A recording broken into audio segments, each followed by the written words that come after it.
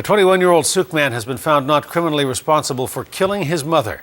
Alex Conte killed Sarah Nickerson last January. He bludgeoned her to death with an axe. But a BC Supreme Court justice says today he is not responsible because of a mental disorder.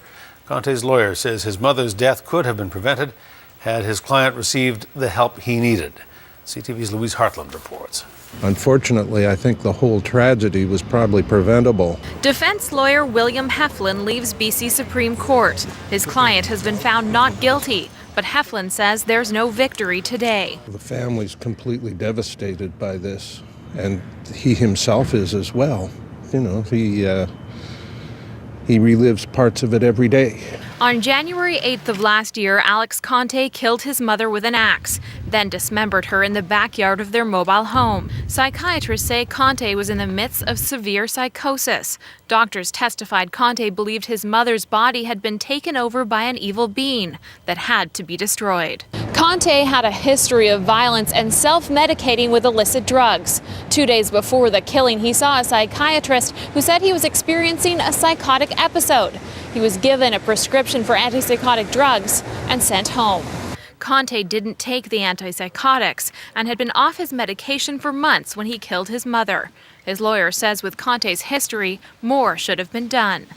When you have a violent offender who's clearly psychotic, the initial thing you should be doing is holding him, assessing him, and then trying to stabilize him rather than just shooing him off home. Conte's mother had been diagnosed with schizophrenia, and Conte's doctors say he shows signs of the disorder as well.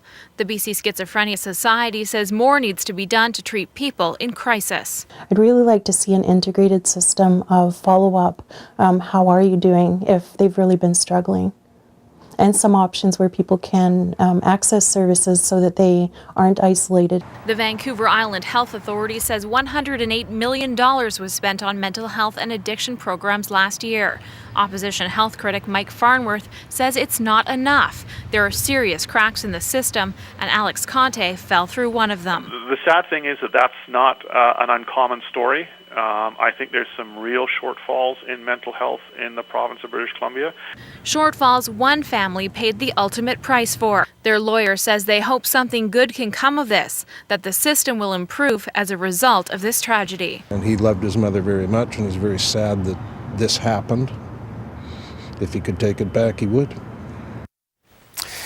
Reporter Louise Hartland joins us now live with more. Louise, what happens to Alex Conte now? Hudson, the judge commended the Crown and the defense for collaborating on this case, with both agreeing Alex Conte needs serious help. Conte's case will now go to the BC Review Board. That will determine how long he'll be treated at the Forensic Psychiatric Hospital in Coquitlam. During the trial, one of the psychiatrists said this ruling will allow Conte to begin full treatment within a month. All right, Louise Hartland reporting. Louise, thank you. You're welcome.